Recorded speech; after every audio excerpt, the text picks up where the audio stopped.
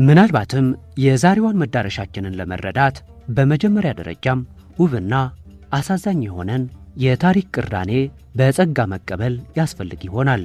እነሆ በመካከለኛው ምስራቅ ልብ ላይ ተቀምጣ ከምዕራቡ ዓለም ጋር በሜዲትራኒያን ባህር የምትተቃቀፍ 22 የአረብ ሊግ አባል ሀገራት ባሉበት ቀጠና ውስጥ ክርስቲያን ፕሬዝዳንት ያላት ብቸኛዋ ሀገር ናት። ይህች ሀገር ታሪኳ በፈረሱ ሕንፃዎቿናም ዳግም ባቆጠቆጡ የሴደር ዛፎቿ ላይ ተጽፏል። እሷን ለመረዳት ፖለቲካን ብቻ ሳይሆን የሕዝቦቿን ጥልቅ የማንሰራራት መንፈስ መመልከት የግድ ይላል። ወደዚች ድንቅ ምድር ጎራ ስትሉ የሚቀበሉት የጥንታዊቷ ፊንቄያውያን የስልጣኔ አሻራም፣ የሮማውያን ግርማ ሞገስ፣ የፈረንሳዮች የኪነ ሕንፃ ጥበብናም ከምንም በላይ ደግሞ ፈጽሞ ተስፋ የማይቆርጥ ሕዝቦቿ ፈገግታ ነው። ዋና ከተማዋን የምስራቅ ፓሪስ ብለው ይጠሯታል። እኛ ደግሞ በተደጋጋሚ ከሞት የምትነሳው የምስራቅ ፊኒክስ እንላታለን። አዎ ይህች ማራኪ ሀገር ሊባኖስ ስትሆን መቼም የማትረታዋናም የሀገሪቱ የልብ ትርታ የሆነችው ውብ ርዕሰ ከተማዋ ደግሞ ቤሩት ትባላለች። በዛሬው የማራኪ ፕላኔት ኤፒሶዳችን ታዲያም ወደ ሻም ወይንም ሌቫንት ምድር አቅንተን ከውብ የሜዲትራኒያን ዳርቻዎቿ እስከ በረዷማ ተራሮቿ ከጥንታዊቷም የባዕልቤክ ከተማ እስከ ደማቋ ቤሩት እንጓዛለን። በአሁን ሰዓት በሀገሪቱ ውስጥ በስፋት ስለሚገኙት ኢትዮጵያውያን እህቶቻችን ሕይወት፣ ስለ ሀገሪቱ የፖለቲካ ሚስጥር፣ ከዓለም አስከፊው የኢኮኖሚ ውድቀትናም የ2020 የቤሩት ፍንዳታ ጀርባ ስላለው እውነት፣ ስለ ቤሩት ውበት፣ በዓለም ላይ ወደር የማይገኝላቸውን ድንቅ የተፈጥሮ ቅርሶች እንዲሁም ከ2 ዓመት በላይ ያለ መሪ ከቆየች በኋላም በቅርቡ ስለመረጠችው አዲሱ ፕሬዝዳንቷ ጥልቅ ዳሰሳ እናደርጋለን። እናንተም ፕላኔታችንን አብራችሁን ለመቃኘት ሰብስክራይብ ካላደረጋችሁ ሰብስክራይብ በማድረግ እንድትጀምሩ፣ ቪዲዮውን ላይክና ኮሜንት በማድረግ ፓስፖርታችሁን አሳድሳችሁ አብራችሁን ተጓዙም። አሁን በቀጥታ ወደ ሊባኖሳውያኑ ሀገር። ሊባኖስ በመካከለኛው ምስራቅ ከሚገኙ ሀገራት በስፋቷ እጅግ አነስተኛ ከሚባሉት ተርታ ትሰልፋለች። አጠቃላይ የቆዳ ስፋቷም 10452 ካሬ ኪሎ ሜትር ብቻ ነው። ይህን ወደኛ ሀገር አምተን ስናነጻጽረው ሊባኖስ ከጋምቤላ ክልላችን በ3 እጅ የምታንስ እጅግ ትንሽ ሀገር ናት ማለት ነው። ነገር ግን መቼም የሀገር ታላቅነት በመሬት ስፋት ብቻ አይለካም አይደል? ይህች ትንሽ መሬት በምዕራብ 225 ኪሎ ሜትር ርዝመት ባለው የሜዲትራኒያን ባህር ዳርቻም በሰሜንና በምስራቅ ከሶሪያም እንዲሁም በደቡብ ከእስራኤል ጋር ትዋሰናለች። የሊባኖስ መልክዓ ምድር በሚገርም ሁኔታ የተለያየ ነው። ጠዋት ላይ በበረዶ በተሸፈኑት የሊባኖስ ተራሮች ላይ ስኪንግ ተጫውታችሁ ከሰዓት በኋላ ደግሞ ከግማሽ ሰዓት ባነሰ የመኪና ጉዞ ወርዳችሁ በሙቀታማው የሜዲትራኒያን ባህር ዳርቻ ላይ መዋኘት የምትችሉባት ብቸኛዋ የአረብ ሀገር ናት። ስሟ ራሱ ሊባኖስ የመጣው ላባን ከሚለው የሴማው ቋንቋ ቃል ሲሆን ትርጉሙም ነጭ ማለት ነው። ይህም አብዛኛውን የዓመቱን ክፍል በበረዶ ለሚሸፈኑት የሀገሪቱ ተራሮች የተሰጠ ስያሜ ነው። አገሪቱ በረሃ የሌላት ብቸኛዋ የመካከለኛው ምስራቅ አገር ናት። ባንዲራዋን ስንመለከት ከላይና ከታች ቀይ፣ በመሃል ደግሞ ነጭ ሰፊ መስመር አለው። ቀዩ ቀለም ለነጻነት የተከፈለውን ደም ሲያመለክት፣ ነጩ ቀለም ደግሞ የሊባኖስ ተራሮችን በረዶናም የሰላም ተስፋን ይወክላል። ነገር ግን የባንዲራዋ አልፎም የሀገሪቱ ልብ የሆነው በመሃል ላይ በኩራት የቆመው አረንጓዴው የሴደር ዛፍ ነው። ይህ ዛፍ ለሊባኖሳውያን የጥንካሬም የዘላቂነትናም የቅድስና ምልክት ነው። መቼም መጽሐፍ ቅዱስን ለሚያነብሰው የሊባኖስ ዛፍ እንግዳ አይሆንበትም። ንጉሥ ሰለሞን ታላቁን ቤተ መቅደስ የገነባው ከዚሁ ከሊባኖስ ሴደር ዛፍ እንደነበር ታሪክ ይነግረናል።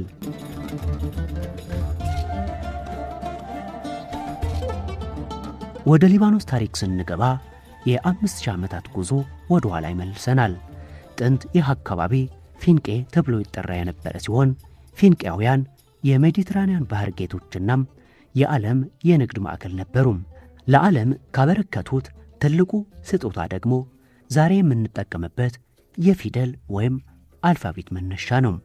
ከነሱ በኋላ የተለያዩ ኢምፓየሮች የተፈራረቁባት ሲሆን በተለይም ሮማውያን ቤይሩትን የሕግ ትምህርት ማዕከል፣ በአልቤክን ደግሞ የቤተ መቅደሶቻቸው መናኸሪያ አድርገዋት ነበር።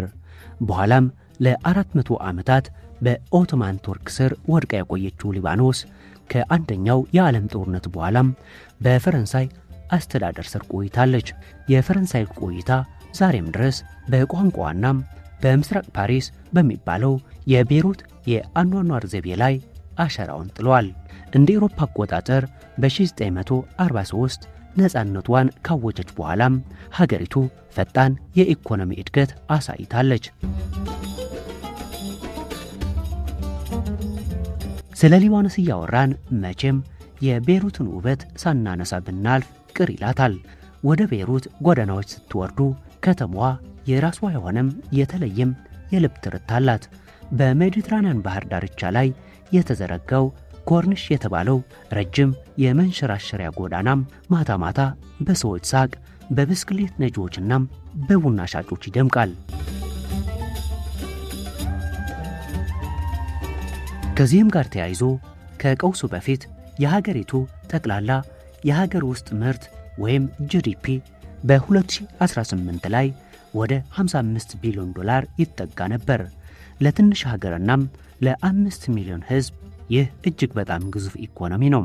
የዓለም ቱሪስቶች፣ የአረብ ሼኮችና ባለሀብቶች ገንዘባቸውን የሚያስቀምጡት ቤይሩት ውስጥ ነበር። ነገር ግን መቼም የታሪክ መድረክ ሁሌም በአበቦች የተሞላ አይደለም። ይህች የሰላምና የብልጽግና ተምሳሌት የነበረች ሀገር በ1975 ዓመተ ምህረት ወደማያባራ የጨለማ ገደል ውስጥ ገባች። በሀገሪቱ ውስጥ በነበሩት ክርስቲያኖች፣ የሱኒና ሺዓ ሙስሊሞች እንዲሁም የፍልስጤም ስደተኞች መካከል የተፈጠረው የፖለቲካና የሃይማኖት ውጥረት ፈንድቶ ለ15 ዓመታት የዘለቀም እጅግ አስከፊም የእርስ በርስ ጦርነት ተቀሰቀሰም። ቤይሩት በሁለት ተከፈለች፣ ክርስቲያኖች በምስራቅ፣ ሙስሊሞች በምዕራብ። በዚህ ጦርነት ከ120 ሺህ በላይ ሰዎች ሕይወታቸውን አጡም፣ ሚሊዮኖች ተሰደዱም። በ1990 የጣይፍ ስምምነት ማለትም ጣይፍ አግሪመንት ጦርነቱ ሲያበቃም ቤይሩት ፈራርሳም፣ ሕዝቡም በስነ ልቦና ተጎድቶ ነበር። ነገር ግን ከጦርነቱ አገግማም ዳግም ልትነሳ ስትል ሊባኖስ ሌላ ያልታሰበ አደጋ ጠበቃት። ነሐሴ 4 2020 የዓለምን ልብ ያቆመ ክስተት ነበር። በቤይሩት ወደብ ውስጥ ለ6 ዓመታት ያህል ያለምንም ጥበቃ ተከማችቶ የነበረም 2750 ቶን አሞኒየም ናይትሬት ፈነዳም።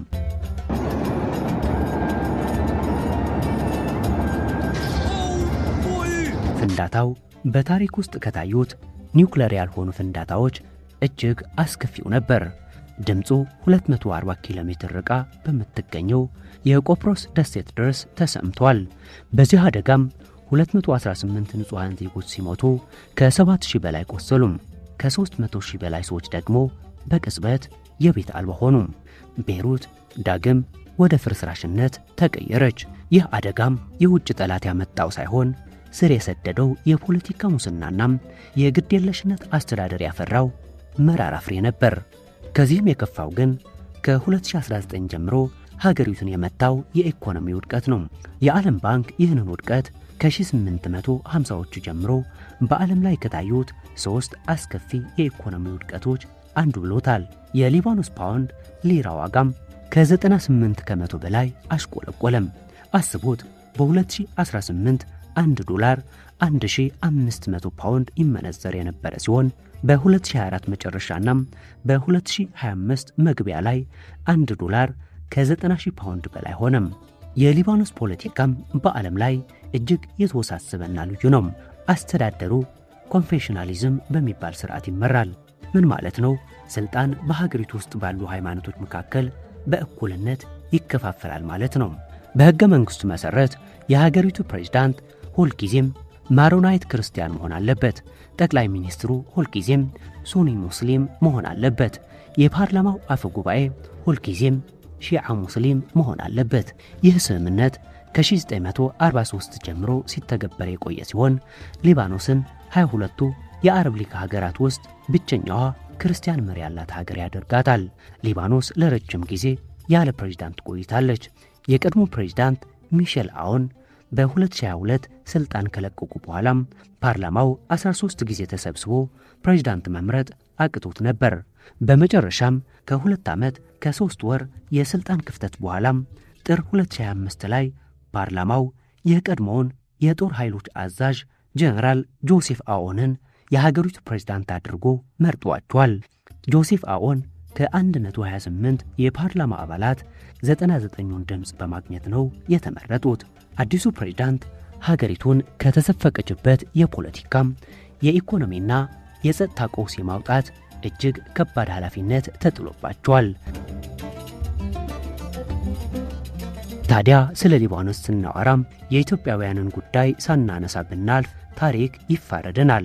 ከአዲስ አበባ ቦሌ ዓለም አቀፍ አየር ማረፊያም ወደ ቤይሩት ራፊክ ሐሪሪ አየር ማረፊያም የኢትዮጵያ አየር መንገድ የቀጥታ በረራዎችን ያደርጋል። በቤይሩትም የኢትዮጵያ ኤምባሲ ይገኛል። በሊባኖስ ከ400 ሺህ በላይ የሚገመቱ የውጭ ሀገር የቤት ሰራተኞች የሚገኙ ሲሆን ከነዚህ ውስጥ እጅግ ከፍተኛውን ቁጥር የሚይዙት ኢትዮጵያውያን እህቶቻችን ናቸው። በሊባኖስ ካፋላ የሚባል አወዛጋቢ የሆነም የስፖንሰርሺፕ ስርዓት አለ። ይህ ስርዓት የሰራተኛዋን ህጋዊ የመኖሪያ ፈቃድ ከቀጣሪዋ ጋር ቀጥታ የሚያስተሳስር ነው። ይህም ብዙ ኢትዮጵያውያን እህቶቻችን ላይ በደል እንዲደርስባቸው ምክንያት ሆኗል። በተለይ በኢኮኖሚ ውድቀት ወቅት ብዙዎቹ ደሞዛቸውን ማግኘት አቅቷቸው ለከፍተኛ ችግር ተጋልጠው ነበር። ነገር ግን ከዚህም መከራ ጀርባም እህቶቻችን የሊባኖስን ማህበረሰብ በማገልገል ቤተሰቦቻቸውን በማስተዳደርና ጠንካራ የኢትዮጵያውያን ማህበረሰብን በቤይሩት በመፍጠር ረገድ ያደረጉት አስተዋጽኦ እጅግ የሚያኮራ ነው። በቤይሩት ዳውራ አካባቢ ስትሄዱ የሀገራችንን ሬስቶራንቶች የቡና ሽታናም የኢትዮጵያን ሙዚቃ ስትሰሙ አዲስ አበባ ያላችሁ ነው የሚመስላችሁ። የሊባኖስ የህዝብ ብዛት ወደ 5.4 ሚሊዮን ገደማ ነው። ነገር ግን አስገራሚ እውነታ ያለው እዚህ አይደለም። በዓለም ላይ ካሉት ሊባኖሳውያን ውስጥ አብዛኛዎቹ የሚኖሩት ከሊባኖስ ውጭ ነው። አዎ ሀገር ውስጥ ካለው 5 ሚሊዮን ህዝብ ይልቅ በዲያስፖራም ከ14 ሚሊዮን በላይ ሊባኖሳውያን በብራዚል፣ አሜሪካ፣ አውስትራሊያና አውሮፓ ይኖራሉ። ከኢትዮጵያ ዲያስፖራ ጋር ሲነጻጸር ሊባኖሳውያን ዓለምን አጥለቅልቀዋል ማለት ይቻላል። ታዋቂዋ ዘፋኝ ሻኪራ፣ የዓለማችን ታዋቂው ቢሊዮነር ካርሎስ ስሊምና የሆሊውድ ተዋናዮች ሳይቀሩ የሊባኖስ ዝርያ ያላቸው ናቸው። ሊባኖስ 18 ኦፊሲያላዊ ሃይማኖታዊ ቡድኖች ያሏት ሀገር ናት። የካቶሊክ ማሮናይት፣ የግሪክ ኦርቶዶክስ፣ የሱኒና ሺዓ ሙስሊም እንዲሁም የድሩዝ እምነት ተከታዮች በዋናነት ይጠቀሳሉ። በቤይሩት መሃል ከተማም ታሪካዊው የቅዱስ ጊዮርጊስ ማሮናይት ካቴድራልና ታላቁ የሙሐመድ አልአሚን መስጊድ ግድግዳ ለግድግዳ ተጠጋግተው በአንድ አደባባይ ላይ ቆመው ይታያሉ። የሊባኖስ የክርስትና ታሪክ እጅግ ጥልቅና ከጥንት ዘመን ጀምሮ ስር የሰደደ ነው። በተለይም ማሮናይት ክርስቲያኖች በከባድ የፈተና ዘመናት በሊባኖስ ተራሮች ላይ በመሸሸግ እምነታቸውንና ባህላቸውን ጠብቆ ቆይቷል። ይህ ጥንታዊ ታሪክ መሰረት ሊባኖስን በመካከለኛው ምስራቅ ልዩና ደማቅ ክርስቲያናዊ አሻራ ያላት ሀገር እንድትሆን አድርጓታል።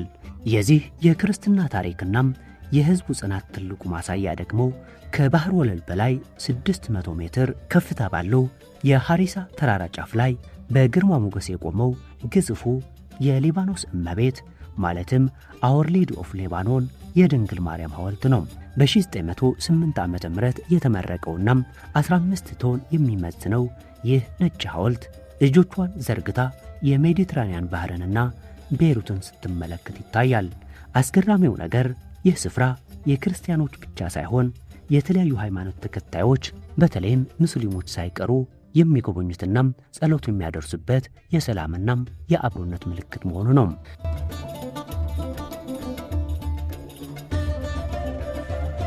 ሊባኖሳውያን እንደኛ ኢትዮጵያውያን ለእንግዳ አቀባበልና ለማህበራዊ ህይወት ትልቅ ቦታ ይሰጣሉ። የሊባኖስ ምግብ በዓለም ዙሪያ እጅግ ታዋቂ ነው። ሜዜ የሚባለው የማዕድ አቀራረብ በትንንሽ ሳህኖች የሚቀርቡ የተለያዩ ምግቦች ስብስብ ነው። ሁሙስ፣ ፋላፌል፣ ታቡሌናም ሻዋርማን ለዓለም ያበረከተችው ሊባኖስ ናት። ልክ እንደ ኢትዮጵያ የቡና ባህላቸው እጅግ ጠንካራ ነው። የሊባኖስ ቡናም በጣም ጠንከር ያለም በትንሽ ሲኒ የሚጠጣናም ለሰዓታት ከወግናም ከጨዋታ ጋር የሚዘልቅ ነው።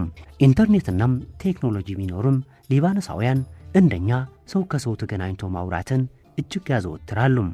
ሊባኖስን ከሌሎች ሀገራት ለየት የሚያደርጋት በዓለም ላይ ወደር የማይገኝላቸውን ድንቅ የታሪክናም የተፈጥሮ ቅርሶች በጉያዋ መያዟ ነው። ለምሳሌ ያህል ስለ ታላቁ የባልቤክ ቤተ መቅደስ አንድ አስገራሚ ምስጢር ልንገራችሁ። ሮማውያን ከገነቧቸው ቤተ መቅደሶች ሁሉ እጅግ ግዙፍናም እስከ ዛሬ ሳይፈርስ ቆሞ የሚገኘው ሮም ወይም ጣሊያን ውስጥ ሳይሆን እዚሁ ሊባኖስ ውስጥ ነው።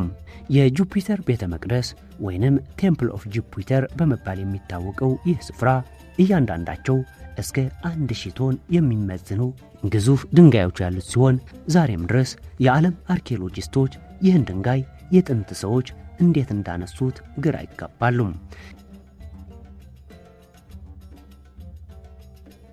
ከዚህም በተጨማሪም ከ7000 ዓመታት በላይ ሰዎች ሳይቋረጡ የኖሩባት የዓለማችን አንጋፋ ከተማ የሆነችው ባቢሎስ እዚሁ ትገኛለች።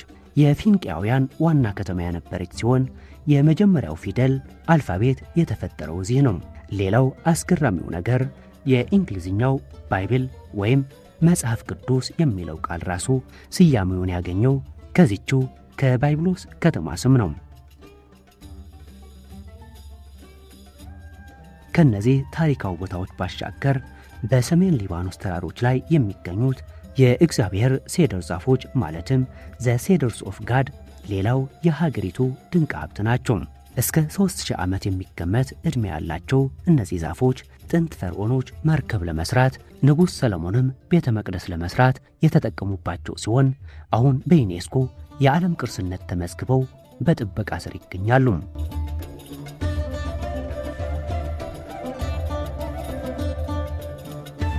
ሌላኛው ደግሞ በዓለም የድንቅ ተፈጥሮ ውድድር ላይ ማለትም 7 ወንደርስ ኦፍ ኔቸር እጩ እስከ መሆን የደረሰው አስገራሚው የኖራ ድንጋይ ስፍራ የሆነው ጄይታ ዋሻ ነው። በዓለማችን ላይ ካሉት ረጅሙ የዋሻ ውስጥ የተፈጥሮ ቅርጽ የሚገኘው እዚህ ዋሻ ውስጥ ሲሆን ጎብኚዎች በዋሻው ውስጥ በሚፈስ ወንዝ ላይ በጀልባ ይንሸራሸሩበታል።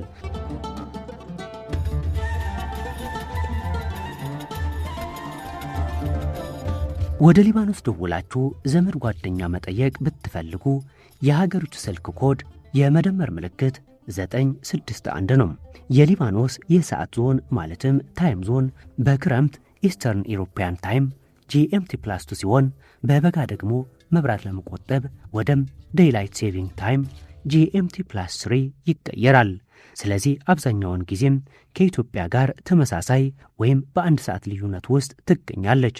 ታሪክን ወደ ኋላ ስንቃኝ የሰው ልጅ የስልጣኔ ጀማሪ የነበረችው ፊንቄ ዛሬ በችግር ብትፈተንም የሊባኖስ ሕዝብ ግን ልክ እንደ ሀገሪቱ የሴደር ዛፍ ስሩን ጠለቅ አድርጎ የተተከለም በማዕበል የማይነቀል ነው።